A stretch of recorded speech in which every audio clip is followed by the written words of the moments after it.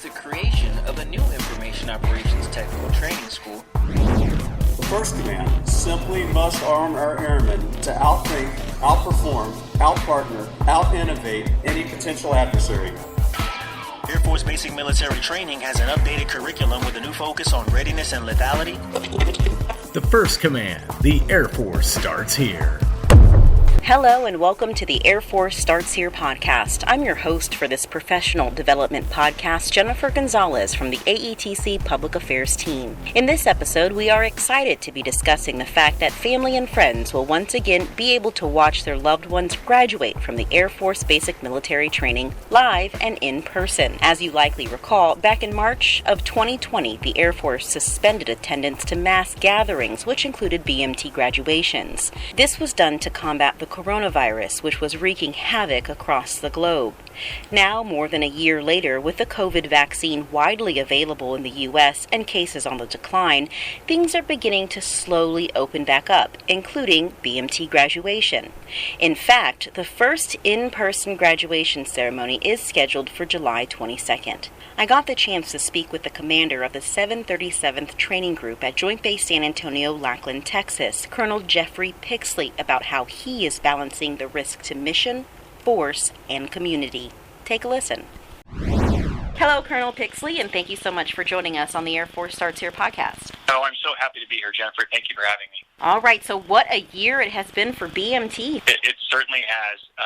I just arrived here a few weeks ago from my previous assignment in Alaska, but I've been watching BMT carefully for last year, and what a year indeed. That what this team has accomplished in continuing BMT operations and filling the Air Force's training needs uninterrupted during COVID has been nothing short of astonishing. And the chief here and this whole team have set the standard for the DoD.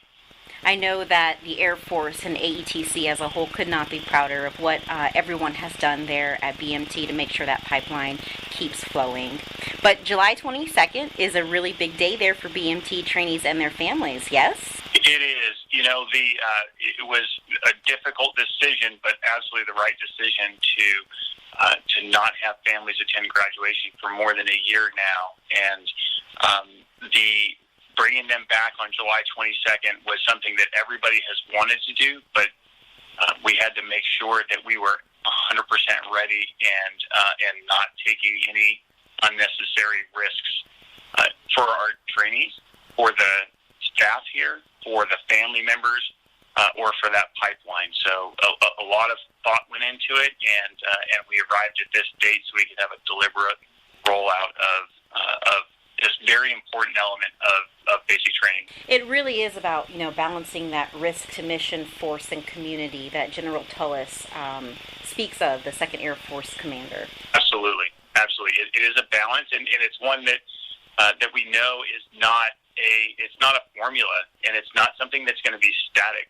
July 22nd is the lead up to it, and the execution of July 22nd is going to be a learning experience. And what we do on July 29th and in August are going to be the result of what we learn. And we fully appreciate that we don't know how it's going to go, but we have a great team that's thinking through all of these issues. So we have all the benefits of the families being here, and we're ready to respond if it doesn't go as we hope, or if we just learn something that we didn't anticipate. It's a pretty complex beast. So what are those safety measures for graduations that's going to be implemented to ensure the safety of our airmen? The one that is probably going to get the most attention, or has so far, is the requirement that our family members, to attend the graduation ceremony, they have to present proof of COVID-19 vaccination. So everybody who enters the Airmen's Arena for the ceremony will have to show that they've been vaccinated. And the second key feature is we are limiting the number of guests per trainee to a maximum of 2 per trainee, which was not traditionally how we had handled in the past. And that's speaking back to us taking this crawl, walk, run, flooding the arena with every family member who might be vaccinated could quickly overwhelm the base, and we want to be methodical about it. So there'll be social distancing in place, and of course there will be So it'll be all vaccinated personnel, but people who want to wear masks will be encouraged to wear masks for their own safety and comfort. And the interaction between trainees and their families are going to be limited depending on the status of the vaccination of the airmen themselves. So when an airman or guardian graduates on that Thursday, whether or not they go downtown for the coveted San Antonio Town Pass will depend on whether or not the individual is vaccinated. So those are some of the measures we have in place right now, and on top of that, we're going to continue to be disciplined in enforcing hygiene, hand washing, standard things that we actually used to do even before COVID. The BMT is a lot like a cruise ship, and it always has been. When you put a lot of people in the same place at the same time, there are extra measures you have to take all the time at BMT, even absent a COVID crisis, just the regular flu back in when I was here in my previous assignment and when the chief was here in his, the flu could come through and disrupt BMT. So we've always had special procedures in place. We're just we're doing it as year round now, and we're being vigilant, and we're gonna expect, to be frank, we're gonna expect our visitors to be disciplined and vigilant as well, because it's for the benefit of our staff, our airmen, guardians, and the training pipeline, as I mentioned. We're still fighting through COVID, and you mentioned that the guests who are coming to graduation are going to need to show their proof of ID. How exactly do the guests provide the required documents? No, I'm so glad you asked that question, because we actually have a two-stage process to get to this graduation. So the first hurdle that the visitors need to get through is getting base access, and that's a well-practiced process we've used for years, and our partners here on JBSA are restarting that previous process, which includes the standard get the information. Family members submit their information for background checks and other information to provide them access to the installation. So all that is happening a lot like it did back in previous years. When they get to the gate, they're going to have to show they're permitted on base through that process. We are not at the gate going to be checked for vaccination status. That is something we're going to do at the second level, which is in and around the graduation site itself. So we're not going to put that burden on our security forces partners. When the families get to the site, we will then be asking for proof of vaccination. And that is literally, we're asking them to show us the paper CDC vaccination cards they were issued when they got their shots. And I know that is probably a burden in some ways, but it's because the safety and health of our airmen and guardians and staff is my number one priority. I am willing to, and I hope that the families are willing to deal with that minor inconvenience of having to travel with that piece of paper, because it's that important to us that we get this right. And what's the feedback that you've been hearing from the trainees? They're very excited. They're incredibly excited about the opportunity of families here, and that should come as no surprise. What may surprise our listeners is that we are enthusiastic about it too, and it's kind of a point I alluded to before. I'm a firm believer that the Air Force makes an impact. The Air Force imprints on our airmen and guardians at that ceremony, and the family members being there makes that imprint stronger. And when an airman thinks back to their graduating moment and remembers their mom or dad or sisters or loved ones in the crowd cheering and crying and holding up signs, there's a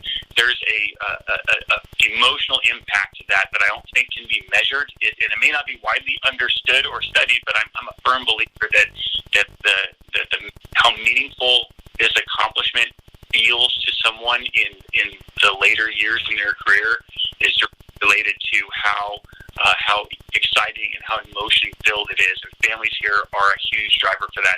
And that's from the airman's perspective. From the family's perspective, I'm also a firm believer that if the airman's family gets to come to BMT graduation and sees what they went through, sees this place, appreciates the incredible work of military training instructors who guided and mentored and inspired their loved ones through basic training, that imprint on the family of the Air Force, the positivity has a direct correlation to future retention, to recruiting of other family members, and just a sense of pride in what we do here. And I think it's so important that we do that. That we can do it safely is a mandatory requirement. It's something that I will, if I have to choose between that and safety, that's an easy choice. But I think we're now at a point where we don't have to make that choice anymore. And if we do it smartly, we really have that imprinting moment for the airmen, guardians, and their families, and it's going to be, the magic is going to be back. For those not able to attend graduation, will you all still continue to stream them Facebook Live? Absolutely. The streaming that we've done, that we had to do because of COVID, is something I'm committed to for the long term, because we know that not everybody, even when we have unlimited guests, with that comes one day, there are situations where family members can't be here, and I think we have an outstanding team here that can put together, and I think it's improving with each cycle, a production that gives some of that, the vibe and the feeling and that magic can come through the screen to folks. And we're going to continue to do that. If I can take a minute for a really strong advisement to the people who are going to watch our live streams, is it is always free through the BMT Facebook page. There are fraudsters and trolls out there who flood pages about BMT with misinformation and links to pay to see the BMT graduation. That is never true. Our real Facebook page is where we can watch that, and if you missed that, you can go to our YouTube page and watch a recorded version of it every week. Never pay to watch a BMT graduation. For after the graduation ceremony, how will off-base Liberty work, and will it be happening at all? It will be happening. It's just going to be that one day, because one of the changes we made during COVID changed the timing of the departure from basic training as the Airmen and Guardians go off to their next training, of their technical training. So it'll be that one day, but I'm committed to making that a reality. I think the San Antonio Riverwalk does not look the same unless there's a slick-sleeved airman walking around in their blues with their family. It's going to be just the one day, which I know is not ideal, but we want to continue to make that happen as long as we can do it safely, and our airmen can go downtown and have a great visit with their families. I'd like to happen. Do you have any final thoughts as we close out? My final thoughts are back to where we started. What the team here, Chief Guyton and the staff and the commander I replaced, did in BMT is so noteworthy and so praiseworthy, and it really wrote the book on how to react, how to be agile, how to focus on the things that are important, which is safety and health, and accomplishing the mission in a way that I think is not fully appreciated yet. But I think one day there will be books written about what was done here, and the sacrifices that were made by the military training instructors and their families when we were continuing to ship folks here. We knew we're probably going to test positive for COVID, and we found a way to continue to train, and our NTIs continue to come to work every day with professionalism and really a warrior spirit to get this mission accomplished. I don't think we fully appreciate the impact that had on them and their families yet, but if I could leave you with anything, it's that this team is phenomenal. They care so much about what they do, and their highest priority is taking good care of the men and women that America's parents and siblings and loved ones send us, and they deserve just a giant amount of praise. I couldn't be more proud of them. Thinking about the year under COVID and closing of BMT graduation, we have to commend and appreciate the families who went virtual and pivoted as we needed to protect our pipeline. Absolutely, and nobody was happy about it, but everybody was. We were in this together, and there are huge numbers of informal support groups holding each other up as they sent their young their loved ones to basic training, and put yourself in their shoes. Imagine in the middle of a global pandemic that you put your child on an airplane and send them off to basic training.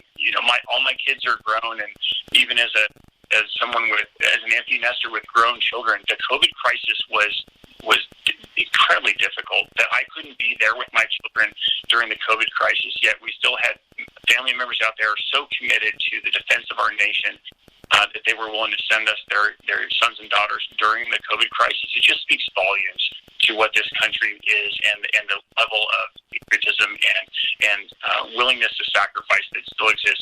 It gives me so much pride in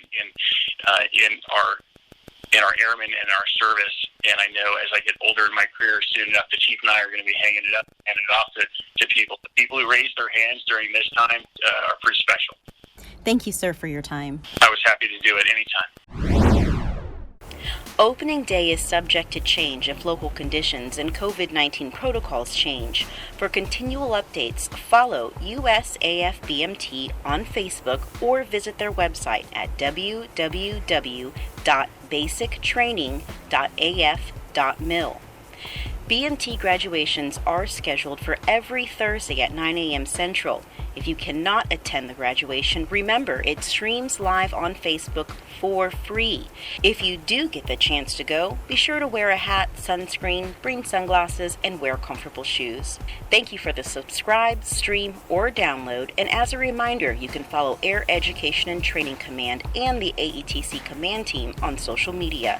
We're on Facebook, Twitter, Instagram, YouTube, and LinkedIn. From our entire AETC Public Affairs team, I'm Jennifer Gonzalez, and talk to you next time on The Air Force Starts Here.